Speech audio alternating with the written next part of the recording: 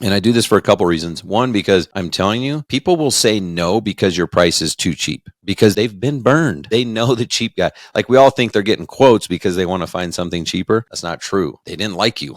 Okay. Like they don't trust you. Something other than a price is happening. Or maybe you just didn't do a good enough job communicating value. They like you, but they just want to double check, right? Hello, welcome to Outer Spaces, a podcast dedicated to empowering landscapers, hardscapers, and outdoor living professionals.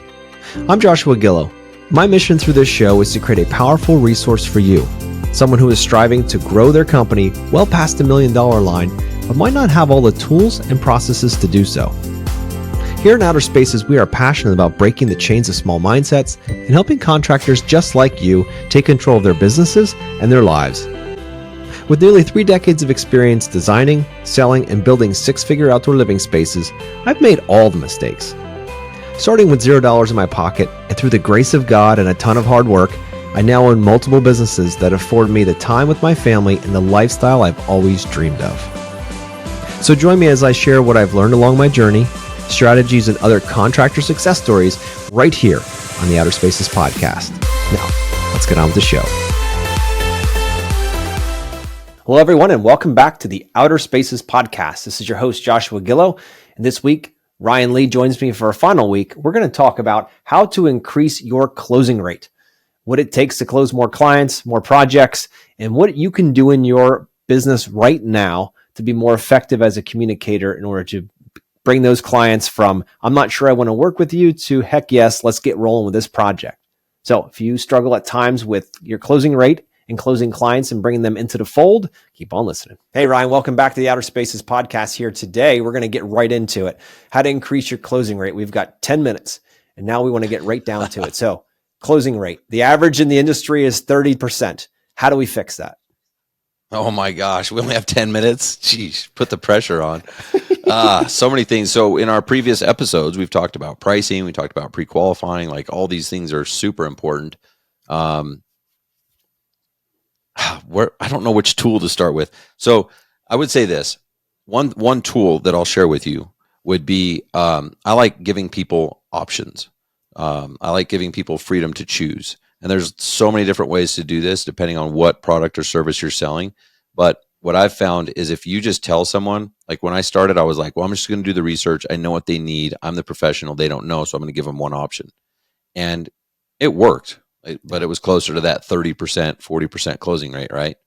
And then when you start to after a while, I had people telling me, I'm like, why didn't you go with us? Like you went with them? Like I thought I was so much cooler.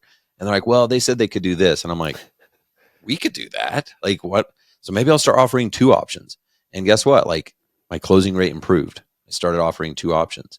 But then I realized, I had this like epiphany one day that if you think about just generalize the human population, the people that's in our ideal client avatar, like not all of them want to buy the most expensive. There are people that do, like they intentionally buy that. Like they want it. They're like, how much did my neighbor spend? And they're like, okay, let's do double that. Like that feels good to them. But majority of people don't want to buy the most expensive. The majority don't want to buy the cheapest because they've been burned. They understand that they don't want to buy the cheapest. But when I was giving them 2 options, I was giving them the most expensive and the cheapest, at least within my offering, right? And so it didn't make sense fundamentally. So I was like, well, I think I'll start offering 3 options. And this was magic for me. When I started offering 3 options, I now had an offering for everybody because some people did want to buy the cheaper thing. Like that's just who they were. That's who they are in life. And so I had an option for them.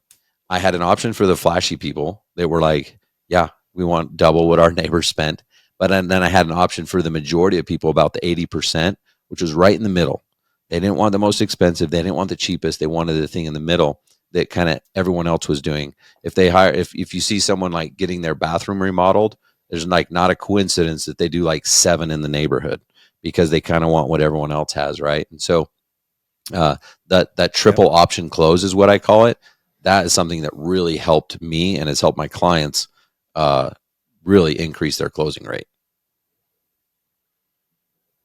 Dude, I couldn't agree more. And just like when you go to the store, people are used to getting different options. You want to go for barbecue sauce and you go to the store and there's 25 different options, but technically there's conventional, there's organic, and then there's probably basic, right? Maybe store brand. So you have the choice. If they only had organic sitting there and somebody walked in like, screw this store, I'm going to go to another one. And it's the same thing with outdoor living and the same thing with lighting. If you don't give people options, that I love how you called that. What did you call it? The 3 option close? Triple option. Yeah. Triple option close. Tripping. I love it because now the clients can look and you know what, maybe their solution is somewhere in between one of those, but at least they can see both sides. That's the main thing. It's like they're getting 3 bids with one person or 3 ideas with one person, as opposed to having to go to 3 people to do that. So I love that. We even had people say that. They would say like, yeah, well, we were getting other quotes, but you just gave them to us.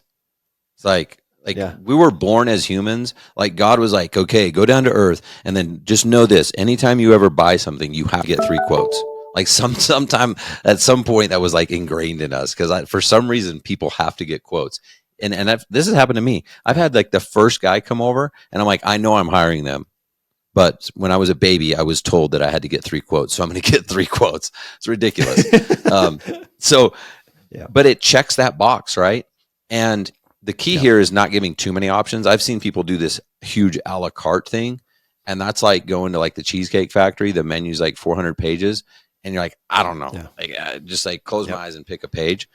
Like you don't want to overwhelm them with choices because then like they just get paralyzed in fear. But we're in America and people love freedom. So if you're telling them listen, I've done my research, this is what you need to do, that's not going to work. And maybe it worked for you in the past, but it's what got you here is not going to get you there. If you really want to scale, if you want to increase your rate, you have to give them options. And I like what you said too. Like you could give them 3 options and maybe they choose something in between the 2 and the 3. Like it doesn't have to, it's not like a package per se. Like they can still then communicate with you and say, you know what, we really like the idea of 3, but that price is killer. Like that's way more than we thought it was going to be. And then you can peel it back. Yeah. What is it about 3 that you like? Because honestly, it might be the right option for them. It might not be. You might downsell them into the middle one, and then you're even more epic and awesome to them because they're like, dude, this guy just like downsold us into the middle. He made less money by talking us into the middle one. We love him. We want to spend more money with him because he's awesome. Yep. No, I couldn't agree more. And it's giving your clients options so you're not forcing them out of your guidance into somebody else's because you didn't provide other options. And if you have a budget of say $50,000 and you offer them something for 40, something for 50, and something for 60, hypothetically, they feel like, oh, cool. I could spend less. I could spend more. I could spend the middle. And most will pick middle or high end. Have you found that to be true? All day long. Yep. And even if someone's afraid and they're like, but I think they're going to spend 50. I like to do my top option this is kind of crazy. Whatever my top option is, I like to almost double it. So literally times it by like 1.9 or 2. And I do this for a couple reasons. One, because I'm telling you, people will say no because your price is too cheap. Because they've been burned. They know the cheap guy. Like we all think they're getting quotes because they want to find something cheaper. That's not true. Like they didn't like you. Okay. Like they don't trust you. Something other than a price is happening. Or maybe you just didn't do a good enough job communicating value. They like you, but they just want to double check. Right. But if you are, when you throw out that huge price, it attracts the ballers and they're like, yeah, that's what I'm talking about. I'm twice as good as my neighbors. Helps them feel good about themselves. Or the people, the majority, they're like, we're not crazy. You think we're going to spend $100,000? We're only going to spend $50,000. Now think about that. When people are saying only spend $50,000, like, holy freaking cow, that's such a cool thing to hear out of people's mouth. If you started at 50 and said, all right, well, we've got an option that's 50 and one that's 40. They're like, 50 grand? Like, that's a lot of money because you didn't show them crazy. You didn't show them that there's crazy people that spend 100. And so it's all about perspective, psychology, and framing to get them to say the words. Let's just do the one that's only 50. Yeah. Even though 50 is a lot, right? That's what responsible people do. Yeah. We're not nuts. Yeah, exactly. But it's giving them the options so they don't have to go somewhere else to have other options, especially on the pricing side of things. So if you've listened well through your sales process, asked the right questions in the right order, then what'll happen is you'll be at a point where you need to start talking about numbers, right? And that's an important part of all of this because it's normally the make or break when it comes down to this. When it comes to closing rate, it's usually lost right on budget. And most, including myself in the beginning of the people in our industry, they don't want to talk about budget because budget is a big, scary, scary topic. So they just either ignore it like I did and got no's forever because I kept, thinking like, oh, I'll just design this. It'll be so awesome. And their budget, I never knew it, but it was 50 and my design was 250. And I'm like, they got the money. Look at that house. There's no problem. They'll do this. But their expectation was 50 and I had no influence on that expectation. And then the design comes out to be 250, which gave them everything they asked for, but they would never be that irresponsible because they were never prepped or ready for that kind of expectation. So I was shooting myself in the foot because I was too cowardly to have that conversation. So when I realized, wait a minute here, I got to fix that. What's the number one thing that could help me with my closing rate would be to have an honest conversation around budget. And that's why with our sales program, that's one of the main things. That was the genesis of the program, was to be able to do that. And we figured out how to do that in 3 easy steps where we get budget every time. And that either leads us on one of two paths. One path is let's keep moving forward. We're lined up. Our expectations are in line, the homeowners and ours. Or the second is no, there's no way we're going to bridge this chasm. They've got a $50,000 budget.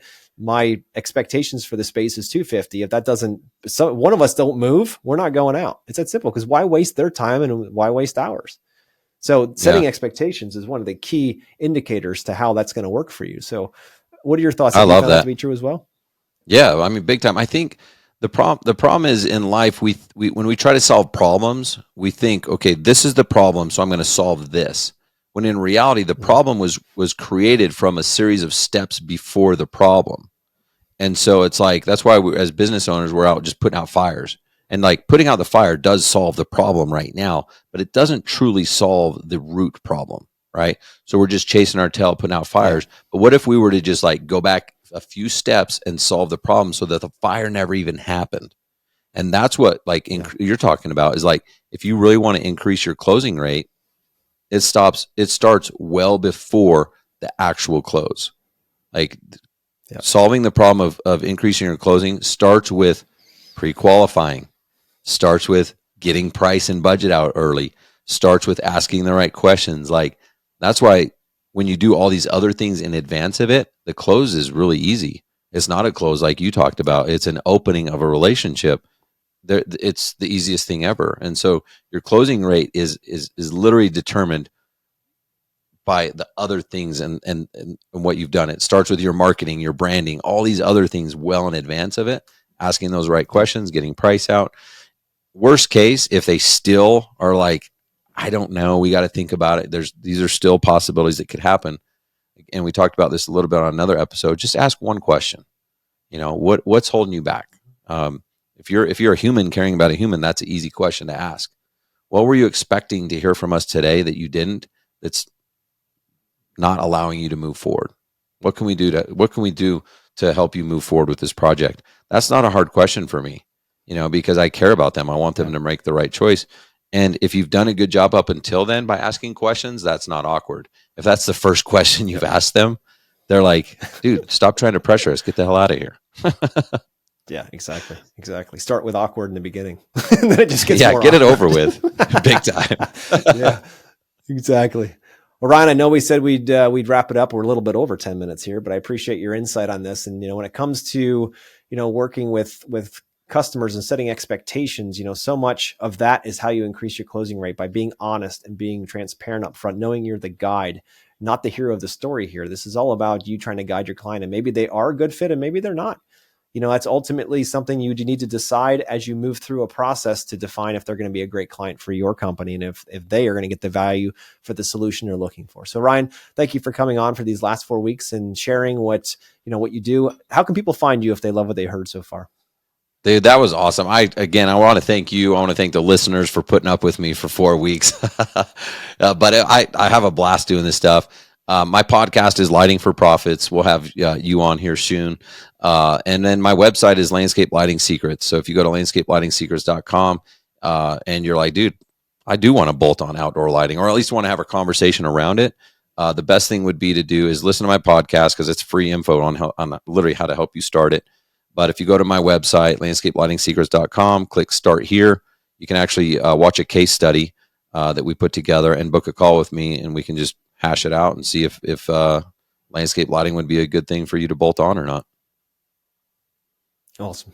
Well, Ryan, thank you for all your insights and all the information you shared with us here. And listeners, reach out to him. He's a great guy. He's got a lot of good stuff going on over there. And thank you again, Ryan, for coming on. Thank you, man. Have a good one. Absolutely. Now, guys, for next week, we're going to jump in with Scott Lezak. We're going to have him back on the show, and we're going to talk about contractors facing and overcoming addiction. We go deep next week, and this is going to be an uncomfortable topic for somebody to listen to. But if you are or know somebody who's going through addiction, this is going to be an episode that could change your life. So, guys, see you next week.